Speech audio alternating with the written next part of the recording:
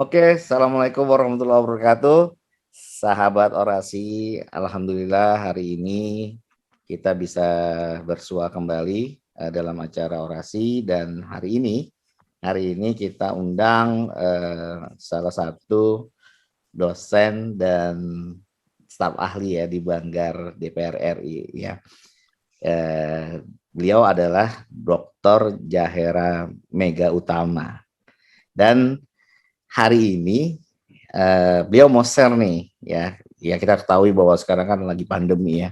Kemudian yang terakhir adalah PPKM ya. Kita semua di rumah ya. Kita semua dirumahkan, semuanya harus stay karena memang situasi yang kurang mendukung untuk kita beraktivitas ya. Nah, ada baiknya hari ini kita mendengarkan nih ya. Ya, bagaimana ya tips ya, bagaimana sih cara agar tetap kita produktif di masa pandemi ini. Nah, 1 jam ke depan nih, Bu Dokter Zahera nih mau share ke kita nih. Luar biasa nih. Apa kabar Bu Dokter? Alhamdulillah baik Pak. Dokter Ya. Sapuan nih, teman saya, sohib saya nih. Tetap produktif ya Pak ya, Iya, walaupun pandemi. Iya, kalau kita dosen udah terbiasa produktif ya Bu ya, bikin buku, bikin Iya. jurnal ya. Nah, saya lihat tadi jurnalnya Ibu di Scholar Google Scholar-nya banyak juga. Oh sempat searching dong berarti ya. Ya, saya searching Ibu ya tadi ya. Kemudian buku-buku SDM-nya ya, ada buku SDM Iya. buat ya. Ini luar biasa nih. Luar biasa teman-teman nih. Ya nggak salah lah kita dengar dari beliau nih. Ya, silakan Bu Zahera Mega, waktu dan tempat dipersilakan. Terima kasih Bro Dok Sapuan ya. Minggu ini ya, Minggu malam Senin tentu Ya. Setelah kita weekend 2 hari, Sabtu, Minggu bersama keluarga, saya menyempatkan diri bersama Bro Dr. Sapuan untuk sharing kita ya, sharing bagaimana kita kan memang dasarnya backgroundnya dosen ya Pak Sapuan ya. Ya. Artinya memang bawaan dari hati kita, memang tugas dan kewajiban kita, bagaimana membuat teman-teman, menginspirasi mereka agar mereka tidak tenggelam dengan suasana pandemik yang cukup berkepanjangan. Hampir 2 tahun ya kita merasakan bagaimana situasi kondisi pandemik melanda Indonesia maupun dunia, sehingga secara psikologis kita merasa ada sesuatu bayangan ketakutan karena kondisi pandemik yang masih mengintai kita dan sampai sekarang belum kejelasan kapan akan berakhir. Betul. Teman-teman dimanapun Anda berada, perkenalkan saya Dr. Zahera Mega, ingin mengajak Anda sharing di orasinya Pak Dr. Sapuan. Katanya obrolan yang penuh inspirasi, insya Allah inspirasi ya. Amin. Menginspirasi kita semua, bagaimana kita dengan pemikirannya positive thinking, agar waktu kita tidak terbuang karena hanya memikirkan bagaimana pandemik ini berlalu, tetapi bagaimana mengisi hari-hari kita walaupun pandemik ini tetap akan berlanjut ataupun insya Allah jangan sampai lama-kelamaan ya. Amin. Amin ya. Amin. Pak Sapuan, memang kita tahu wabah pandemik ini udah hampir dari tahun 2019 ya. Betul. Dan tentu saja skala psikologis kita, masyarakat kita, dunia secara umum merasakan sekali dampaknya, bagaimana kita didera rasa ketakutan karena kita dihantui dengan wabah virus corona ini, sehingga kadang-kadang ketakutan kita itu kadang-kadang melebihi dari logika kita sebagai manusia yang diciptakan Allah sebagai makhluk yang paling sempurna.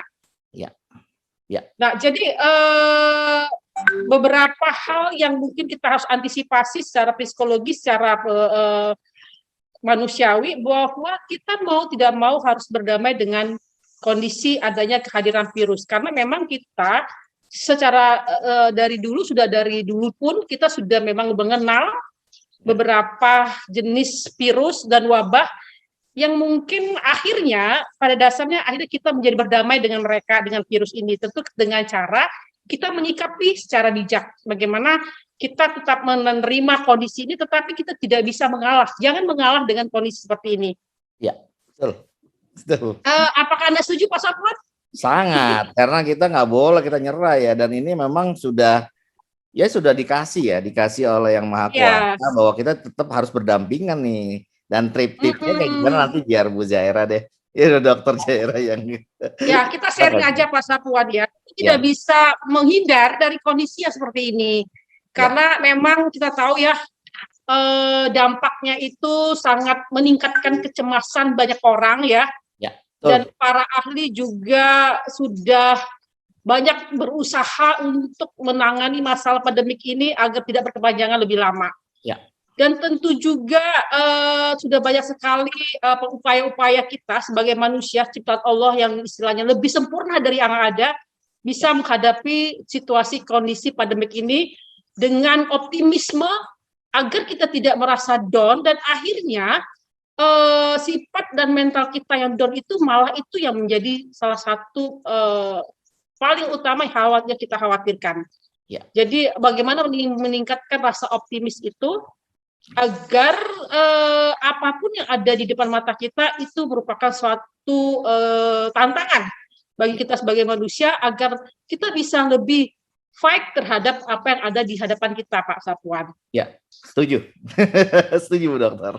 Karena memang Tujuannya kenapa? ya karena gini, saya lihat teman-teman yang at least walaupun dia ODP dan ya OG apa namanya OTG ya, sorry OTG OTG dan yang lain, ya. kan mereka di rumah ya Bu Dokter ya, dia kan di rumah ya juga nggak ngapa-ngapain gitu ya kan, Ya. walaupun kan sekarang juga yang nggak sakit pun harus di rumah ya, dia harus di Ya. rumah di masa pandemi ini kan. Nah mereka ngapain? Sometimes ya beberapa orang ya buang waktunya. Ya, WFA ya. itu libur gitu. WFA itu libur gitu. Padahal WFA work from home, kerja dari rumah, bukannya libur ya Bu ya. Bukannya libur. Mereka harus tetap produktif walaupun di masa-masa seperti ini. Nah, makanya ini patut nih denger nih. Nah, di sesi ini kan nanti saya mau kita semua nih minta tip and trick ya biar bisa kita tetap eksis nih ya, at least apapun lah yang sekarang dilakukan di rumah itu bisa menjadi nilai tambah ya Bu ya, Bu Dokter ya, nilai tambah untuk kita semua ya, untuk perusahaan ya, untuk perusahaan dan untuk ya kalau kita yang lain yang sebagai dosen ya yang berguna untuk kampus dan untuk masyarakat dan yang lain dan yang nah ini bisa diceritakan Bu, silakan ini. Oke, thank you Pak Dr. Sapuan. Memang dari jajak pendapat dari Amerika Serikat ini Ya. menemukan bahwa hampir setengah orang yang berefek terhadap pandemik ini kehilangan pekerjaan. Satu. Ada juga banyak dengan kehilangan pekerjaan atau separuh kehilangan pekerjaan. Akhirnya juga banyak yang melaporkan adanya dampak kesehatan secara mental. Nah ini Pak Sapuan yang harus kita hadapi. Jangan sampai kehilangan atau adanya kegangguan mental secara psikologis karena pandemik ini membuat kita tambah down.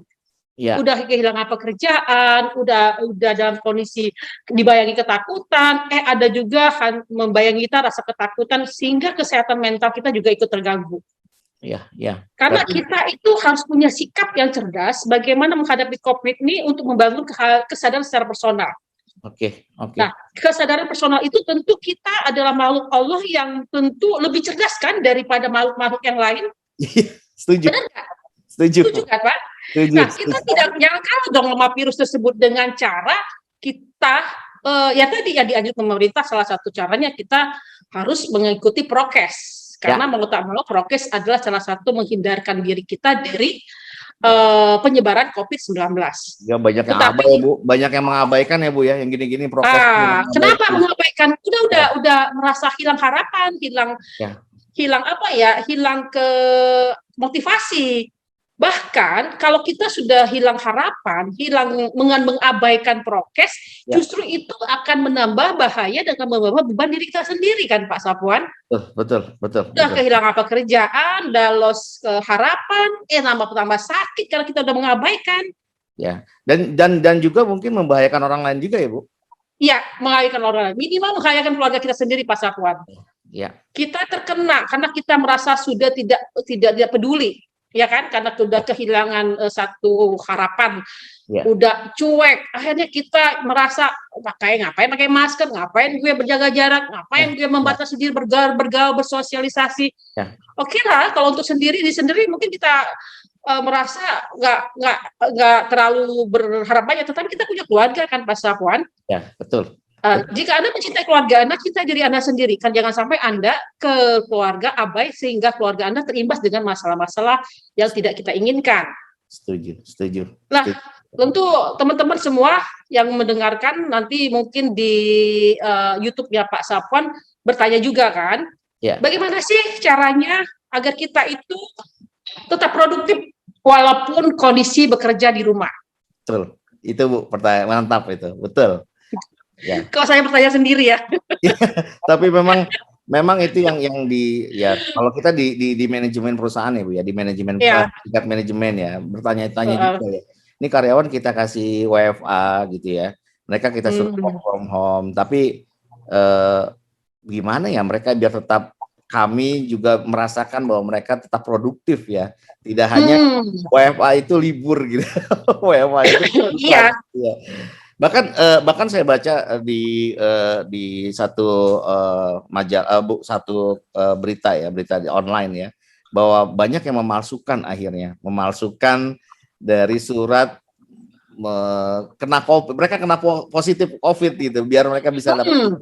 Ini luar biasa ini. Makanya gimana nih Bu, trik-triknya biar tetap ya kita bisa produktif dan kantor tuh ya bersyukur ya orang-orang yang masih dapat kerja, nggak dikurangi ya Bu ya, mereka nggak dikurangi, mereka dirumahkan sementara dengan status WFA, Nah, biar mereka tetap produktif, Bu dokter nih biar bisa jelasin. Iya Pak Sapuan, kita kan background kita memang sama-sama dokter ilmu manajemen sumber daya manusia ya Pak Sapuan. Artinya kita ini punya menarik topiknya sebenarnya. Ya, betul. Kita punya tanggung jawab moral kepada bangsa Indonesia sebagai dosen, sebagai orang-orang yang punya pendidikan di bidang keilmuan di manajemen sumber daya manusia, Pak Sapuan. Karena saya merasa ilmu itu semakin banyak kita bagikan, insya Allah akan semakin bertambah. Amin. Dan itu merupakan salah satu bentuk pengabdian kita, Pak Sapuan, kepada masyarakat khususnya bangsa Indonesia yang mungkin saat ini perlu pencerahan, perlu sharing bagaimana kita menghadapi kondisi COVID ini walaupun kita diwajibkan WFH ataupun terkadang kita terimbas kena PHK atau dirumahkan. Saya sedikit sharing, kita bicara sharing di sini ya, karena kesannya tidak mengajarin saja, tapi sharing lah Pak Sapuan. Sharing itu artinya take and give, memberi, menerima antar informasi yang mungkin sama-sama kita butuhkan dan kita perlukan. Saya mengajak teman-teman semua itu, kalau kita berada dalam kondisi WFH ataupun kehilangan pekerjaan di rumah, kita harus tetap optimis dan produktif. Bagaimana caranya? Kita harus punya persepsi Pak Sapuan, kita punya mindset bagaimana kita membuat jadwal. Jadwal ya? Jadwal. Rutinitas kita dari pagi sampai ketemu malam istirahat itu sudah terjadwal, kita sudah terplan. Sehingga kita merasa hari ini kita ada sesuatu hal yang kita dapatkan. Hari ini ada sesuatu yang kita dapat, kita manfaatkan. Mungkin jadwal itu jelas, rutinitas kita sebagai muslim jam 5 subuh bangun, mengadakan sholat subuh, ritualnya kan, setelah itu selalu sholat subuh, kita lanjut dengan sebagai ibu rumah tangga atau Pak Sofyan sebagai bapak rumah tangga. Mungkin jangan melewatkan hari jam-jam itu sebagai jam-jam yang hanya merenung, melihat, dan akhirnya kembali sedih gitu ya. Malah murung ya Bu ya, malah murung. Iya, malah murung dong katanya. Karena kata orang itu kan semakin kita murung, semakin kita tidak happy, semakin sakit hati dan semakin menyerang penyakit yang lain-lain. Nah, kita harus punya plan. Kalau kita yang muslim kan Bu ya, kalau kita muslim yang pagi-pagi sudah dipanggil hayal sholah, hayal falah. Bangun dong. Kemenangan tuh ya, tuh bangun kemenangan tuh. Kita diberikan kesempatan Allah untuk bangun untuk memulai kita sehari ini. Nah, syukurinlah hari itu. Kita masih diberikan kesehatan ya Pak Sapuan ya. Kita membuat jadwal harian yang jelas dan terrekod. Habis sholat saya ngapain nih? Gue ngapain nih? Mungkin karena kita WFH, habis sholat saya berbenah di dapur menyiapkan masakan buat anak atau suami atau membersih rumah. Menjelang jam 7 malam, jam 7 siang, jam 8 siang, saya punya plan untuk olahraga pagi. Minimal saya sempatkan 30 menit, 1 jam berjemur yang katanya menurut kedokteran sangat baik. Iya kan, Pak? Betul. Kemudian jam 10, jam 10 sampai jam 12. Saya sebagai dosen, Bapak dosen sebagai dosen, atau Bapak sebagai seorang pekerja kantor di WFH, kita harus berada dalam posisi, oh iya, saya punya tanggung jawab. Saya ngerjakan apa yang saya harus kerjakan, ya kan? Sesuai dengan profesi kita. Ya. Nah, lalu setelah itu kita planning lagi, jam sekian saya begini, jam sekian saya begini. Mudah-mudahan dengan planning yang kita buatkan dengan keteraturan itu Pak Sapwan, kita tidak menghabiskan jam-jam waktu kita di hari-hari itu dengan hal-hal yang negatif. Ya, karena jam itu susah untuk balik lagi ya Bu ya. Kalau udah lewat, udah nggak bisa dibalikin lagi itu. Nggak bisa dibalikin lagi. Setuju. Sudah tuh kita harus benar-benar merasa profesional, walaupun di rumah sendiri loh.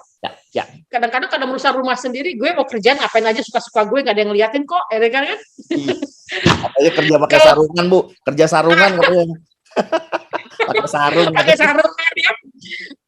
Oke lah, no problem mau bagaimanapun juga, tapi kita harus memberikan pemandangan pada diri sendiri. Kita harus menentukan jam kerja di ruangan yang benar-benar kita kerja.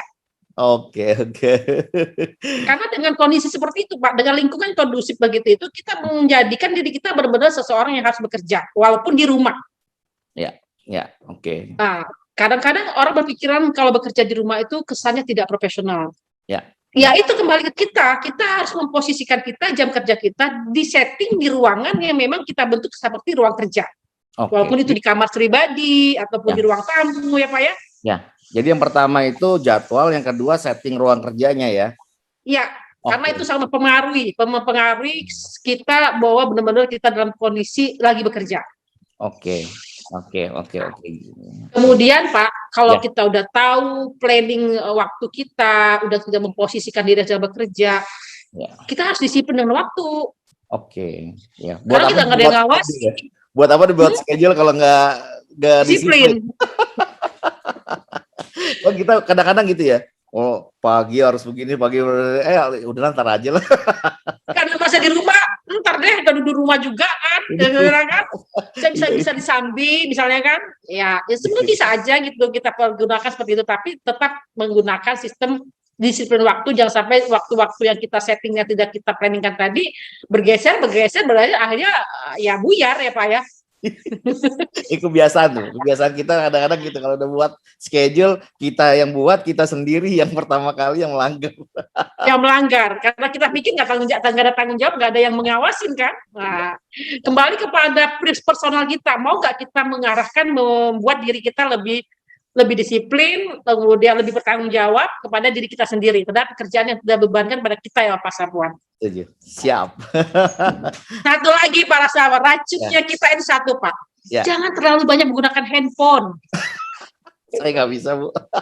Nggak bisa kan, jujur. Kadang-kadang Pak terlalu buka handphone, akhirnya 1-2 jam itu tidak berasa waktu itu habis.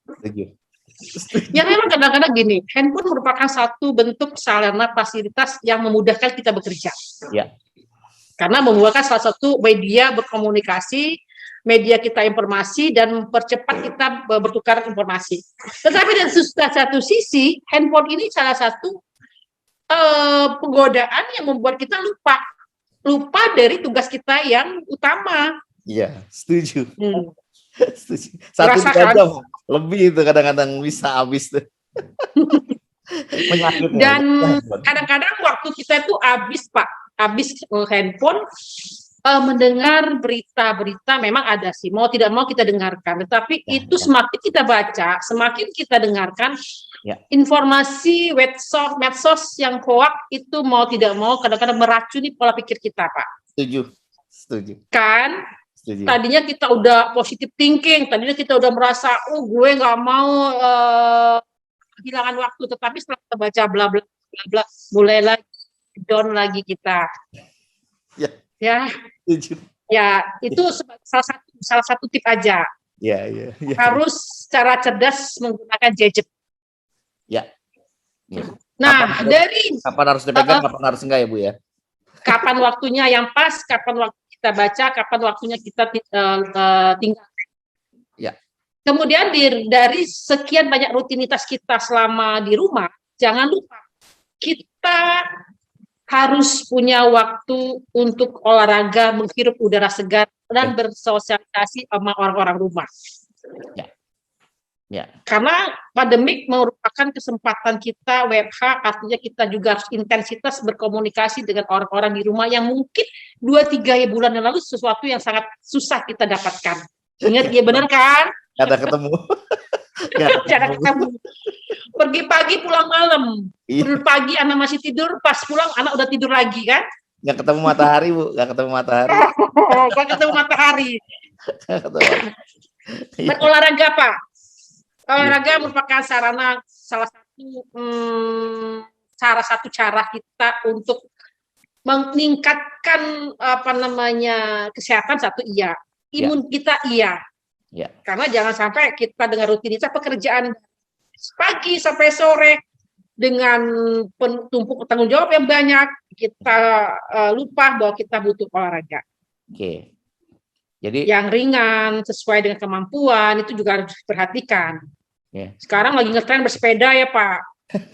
Tetapi kalau kemampuan dan kebutuhan fisik kita tidak cocok dengan sepeda, jangan dipaksakan. Kalau kita punya joggingan pagi sekitar komplek, kenapa tidak? Ya. Jadi kita sesuaikan olahraga sesuai kemampuan dan kebutuhan personal.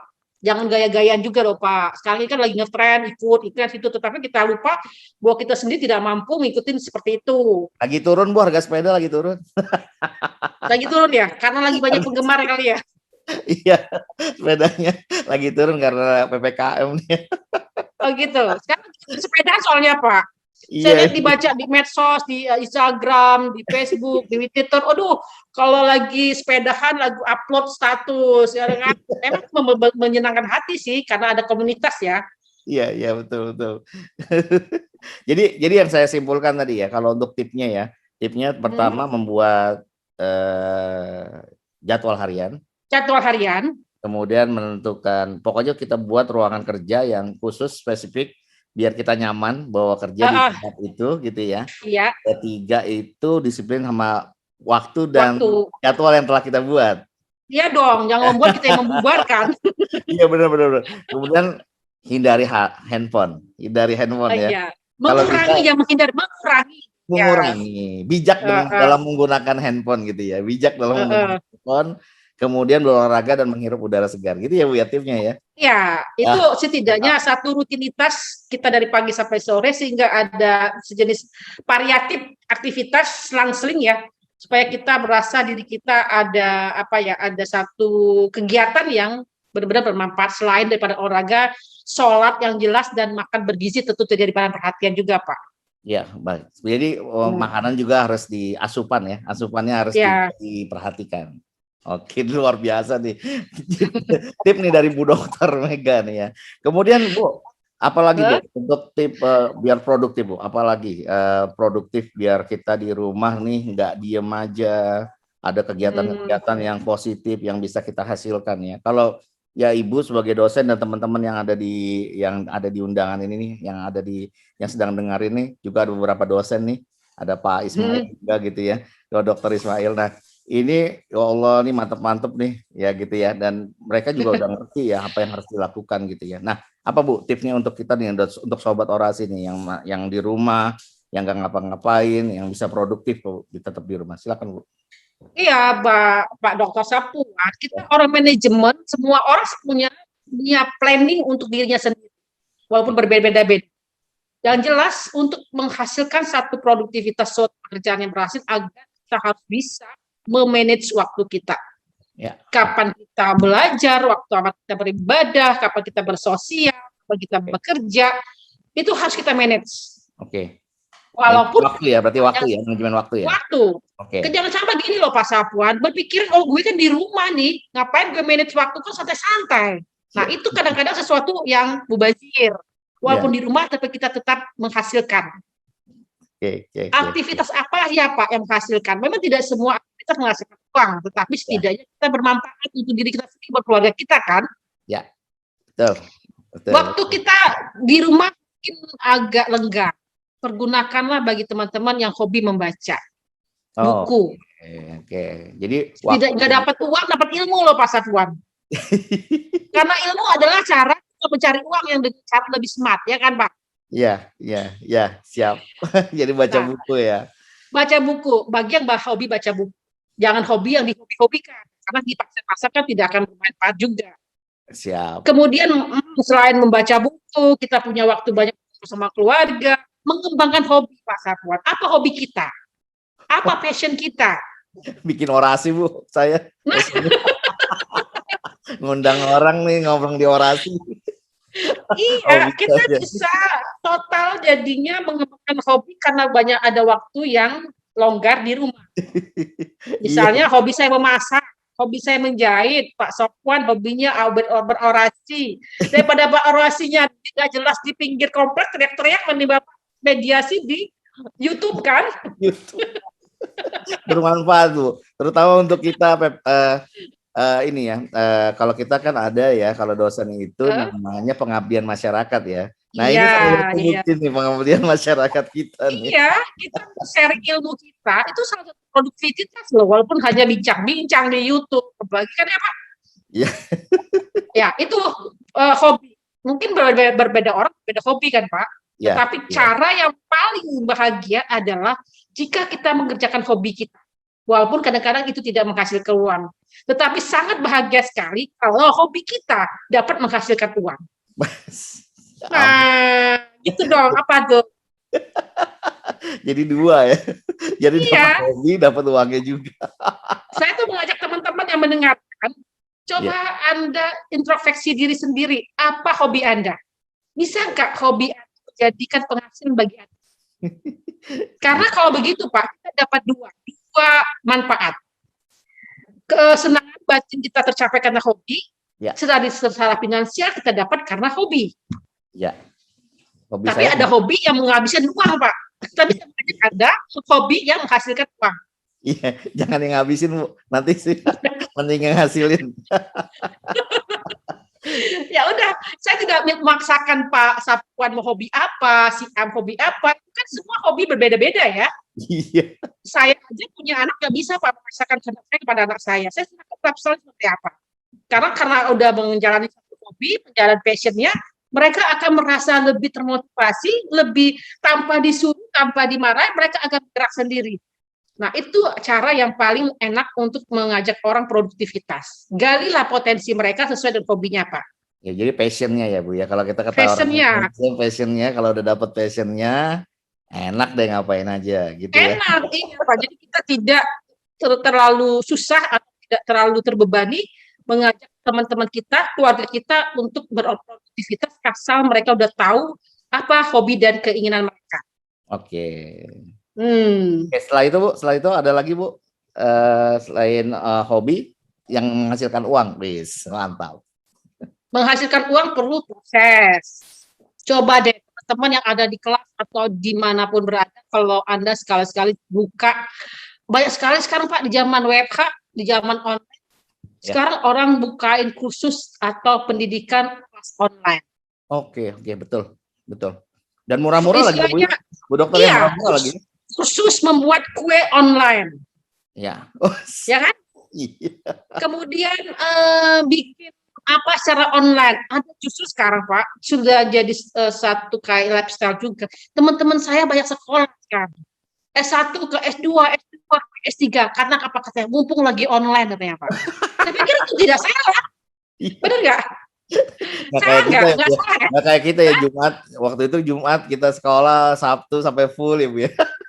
Nah, secara tidak langsung kan mereka kan mengisi waktu luang mereka di saat kosong dengan kuliah online. Ya, online ini udah jadi lifestyle sekali ya, udah dapat jadi lifestyle sebenarnya. Udah lifestyle. Itu sudah baik banget Pak. Teman-teman saya mau dari pegawai, orang wira swasta, pejabat negara, kepala politisi, mereka banyak sekarang ikut kelas-kelas online ngambil program doktor. Saya pikir itu tidak salah, justru kesempatan, ya kan Pak? Enak banget tuh, enak banget. Tiba-tiba wisuda gitu Pak ya. Itu anak saya beberapa begitu Bu. Oh gitu ya. Enggak, dia mereka sekarang kan online terus nih, udah 2 tahun nih, Eh, 2 tahun online. Ya tiba-tiba pengen skripsi, waduh, iya kan? keren banget sih. Kayak gini loh Pak, kadang-kadang saya berpikir gini, kuliah online itu di satu sisi ada manfaatnya juga. Kita merasa lebih hemat dari segi biaya, Sangat, ya kan? sangat. Kemudian kita bisa isi waktu kita dengan lebih fleksibel. Kalau dulu kan kita ke kampus, PP, Ya, kadang-kadang macet di jalan, belum ya, transport kan. ya. Betul, Bu.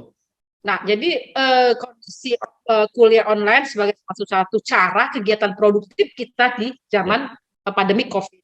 Bukan kita merasa beruntung di COVID, bukan. Tapi kita ya. cara cerdas kita menghadapi situasi, kondisi saat pandemi COVID.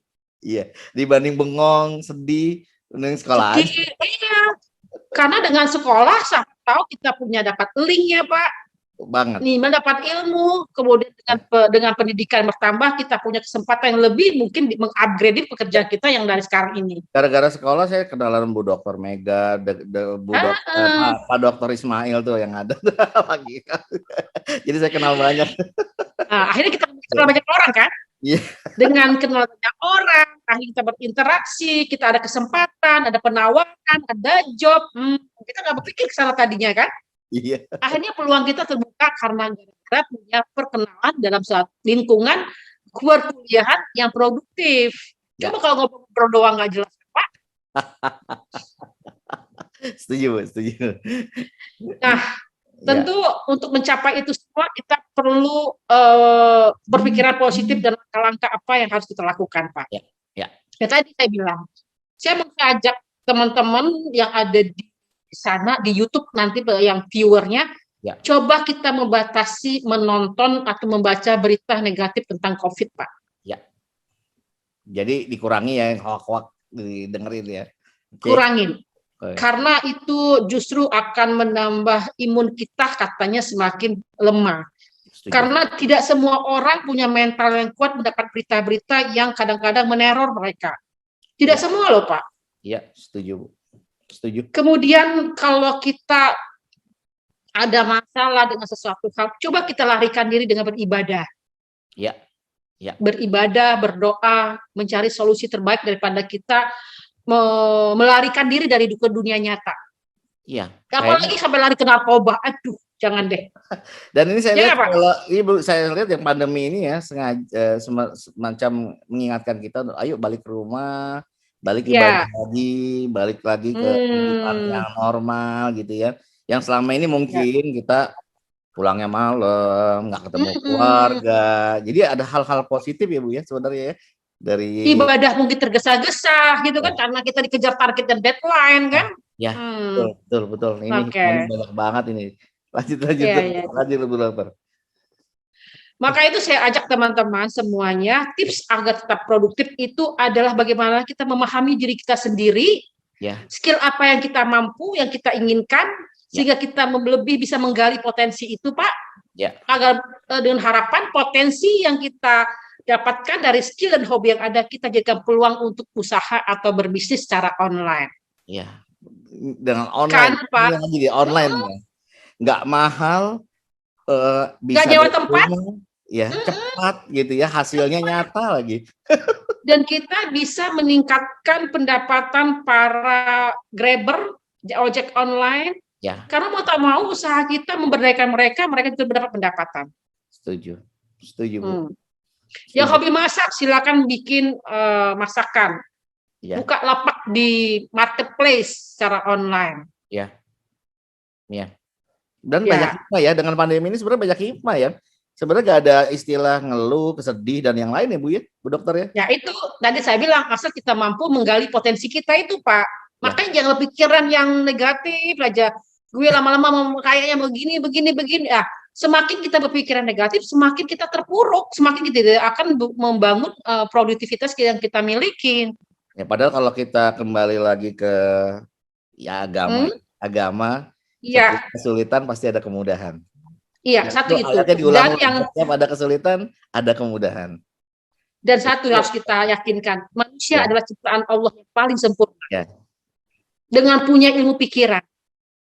Masa kita diberikan kesempatan, waktu, tenaga, kesehatan, kita kalah dengan sesuatu hal yang dijadikan Allah mungkin adalah wabah pandemik menguji kita sampai mana kekuatan kita kan. Ya, setuju. Kita yang dikatakan diagungkan sebagai manusia ciptaan Allah yang sempurna, kita harus tunjukkan bahwa kita mampu menghadapi semuanya. Ya, ya memang semuanya itu kuncinya pikiran kita, Ibu ya. Pikiran kita jangan selalu dibawa yang merasa tidak mampu, tidak bisa. Kalau sesuatu hal sudah tidak mampu, tidak bisa, kapan kita memulai dan mencoba kan ya Pak? Iya memang kalau dipikirin nih, justru banyak peluang loh. Banyak peluang.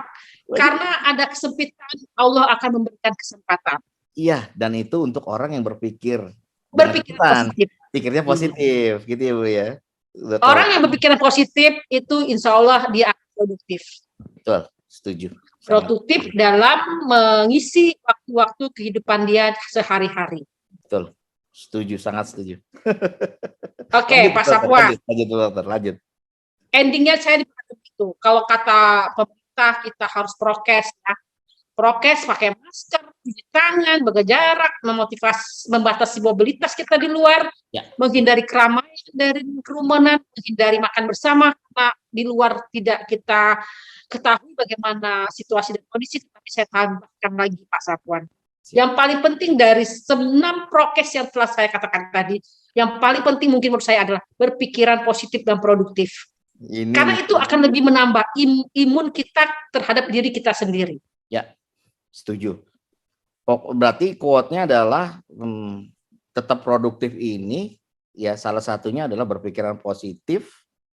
Nanti Anda akan tetap produktif. Lebih produktif. Kalau Anda tidak berpikir tidak berpikir positif, Anda tidak akan produktif. Bisa menggali potensi kita, ya. Kalau Anda tidak bisa mengubah mindset Anda berpikiran positif, Anda tidak akan pernah menjadi seorang manusia yang produktif untuk diri Anda sendiri. Oh, apalagi untuk orang lain. Nice quote nih, banget nih. Ya, ini Sobat Orasi ya, dari kita tadi dari awal ya Bu, kita undang Bu Dokter nih. Intinya memang semua itu adalah berpulang pada diri kita. Di mana kita harus memanage juga, salah satunya adalah pola pikir kita ya Bu Dokter ya. Pola pikir kita coba kita usahakan agar selalu berpikir positif setiap keadaan. Karena ya tadi kalau kita simpulkan bahwa setiap ada kesulitan yang diberikan ya sekarang di masa sulit, tentu peluangnya sangat banyak nih, sangat banyak. Itu bagi orang yang berpikiran positif loh Pak Sapuan. Dengan catatan pikirannya positif. Positif. Kalau negatif bawaannya tadi tidak pernah akan produktif. Iya, tidak akan pernah produktif. Walaupun peluang ada di depan mata itu sebenarnya terabaikan dengan percuma. Insya Allah, luar biasa teman-teman, Sobat Orasi ya.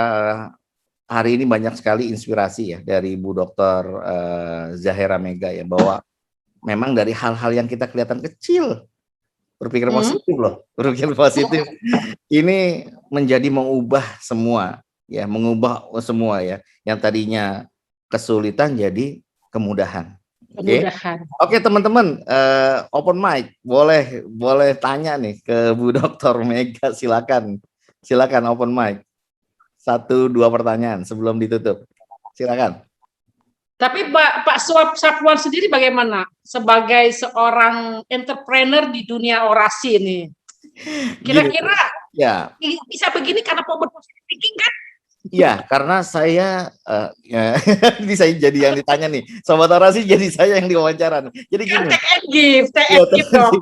Jadi gini, membangun mindset itu memang sudah berawal dari saya lakukan dari beberapa tahun yang lalu ya Bu ya, Bu Dokter. Jadi di saat saya masih ya mungkin saya tadinya dari staf paling bawah ya Bu ya, staf paling bawah sampai saya bisa S3 gitu ya. Nah itu paling bawah itu ya tadi ya ngelap oli gitu ya, kemudian bersihin sesuatu gitu ya. Tapi saya berpikir positif bahwa ini hanya sementara, yang bisa mengubah ya saya sendiri. Ya saya sendiri, saya harus berpikir positif dan saya harus terus maju. Nah ini buah hasilnya adalah nah ketika ada pandemi saya juga banyak berpikir, oh ternyata ada hikmah di balik ini. Ada hikmah yang pertama, peluang-peluang yang ini. saya membuka orasi ini adalah tadi istilah menjawab bahwa kita bisa berdiskusi tanpa harus bisa ketemu gitu ya, dengan dunia yang sudah terbuka ya, online ini sudah terbuka di mana-mana. Nah, ini yang mempermudah deh. Makanya saya tadi tidak perlu saya buka studio, nggak perlu dari Zoom. Kita dengan sarana Zoom kita bisa berdiskusi, memberikan manfaat kepada masyarakat. Jadi saya berpikir itu tadinya, oh udahlah kita ubah nih mindset. Tadi kita mau bikin studio, Bu. Kita mau bikin studio tadinya. Cuman kalau bikin studio kan biaya besar loh Pak Safwan. itu dia, makanya hikmahnya dari ini kan nggak perlu bikin studio gitu ya. Kita undang dan teman-teman nyaman dari rumahnya masing-masing. Narasumber nyaman dari rumah masing-masing. Jadi tinggal waktunya saja. Nah, itu yang menurut saya kemudahan-kemudahan di masa sulit ini. Dan semua berawal dari pikiran yang positif ya Bu Dokter ya. Iya. Ya itulah makanya saya mengajak semua orang bagaimana mereka harus mengubah mindset mereka agar jangan sampai 2 tahun terakhir ini habis waktu hanya mengeluh, habis waktu karena merasa kita ada sesuatu hal yang membahayakan diri kita. Ya memang ini bahaya, tapi lebih bahaya lagi Pak kalau kita membiarkan waktu kita terbuang percuma. Lebih bahaya lagi kan? Iya, setuju. Waduh, Sobat Orasi, kita nih berpikir bahwa tadi tripnya apa ya? Ternyata memang banyak sekali ya. Ya, makanya Sobat Orasi, terima kasih Bu Dr. Zahira Megha sudah hadir di Orasi ya. Nanti rekamannya di YouTube ya Bu ya, nanti akan di-share. Kemudian ini hikmahnya, inspirasinya banyak sekali yang kita bisa dapat. Manajemen waktu, kemudian membaca buku, hadir webinar, online dan yang lain-lain. Kita bisa sekolah lagi mumpung menjalankan hobi. Ya, Pak. Menjadikan hobi sebagai penghasilan. Iya, ubah hobi menjadi penghasilan, di mana passion kita jadi duit. Luar biasa. Iya.